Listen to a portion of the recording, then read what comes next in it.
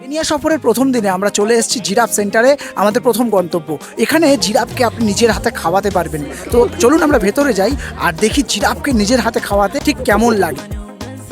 ভাবুন তো, আপনার সামনে যদি হঠাৎ 18 ফুট লম্বা একটা জিরাফ এসে দাঁড়ায় আর আপনার হাত থেকেই খাবার খেতে শুরু করে, ঠিক কেমন লাগবে? কেনিয়ায় পা রাখার পর আমার প্রথম গন্তব্য ছিল আজকের জিরাফ সেন্টারে। এখানেই শুরু হলো আমাদের আফ্রিকার অবিশ্বাস্য একটা সফর।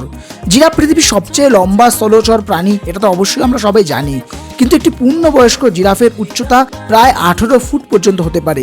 কিন্তু জানেন কি, এত লম্বা গলা থাকা সত্ত্বেও জিরাফের ঘাড়ে মাত্র 7টি হাড় থাকে, ঠিক মানুষের মতোই। পার্থক্য শুধু প্রতিটি হাড়ের আকার অনেকটা বড়। আর জিরাফের জিভ প্রায় 45 থেকে 50 সেন্টিমিটার লম্বা। আর রং কালচে হওয়ার কারণ, এই রং তাদের জিভকে তীব্র আফ্রিকান রোদ থেকে সুরক্ষা দেয়। এখানে আপনি নিজের হাতে যখন জিরাফকে খাবার খাওয়াচ্ছেন, এই মুহূর্তে সত্যি প্রকাশ করা যায় না। এই জিরাফ সেন্টার শুধু পর্যটকদের জন্য নয়, এটি একটি গুরুত্বপূর্ণ কিন্তু সংরক্ষণ কেন্দ্র। সবচেয়ে অবাক করার বিষয় হলো, প্রতিটি জিরাফের গায়ের দাগ বা প্যাটার্ন একবারেই আলাদা, যেমন মানুষের আঙুলের ছাপ হয়ে থাকে।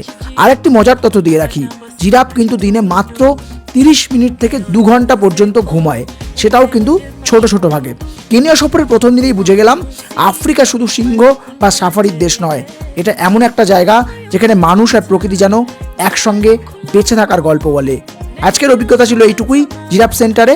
আগামী পর্বে নিয়ে যাব আপনাদের আরো গভীর আফ্রিকার বন্য জগতে। তবে আপনি যদি কখনো কেনিয়া ভ্রমণে আসেন, তবে সাফারির পাশাপাশি এই জায়গাটি কিন্তু একবারেই মিস করবেন না।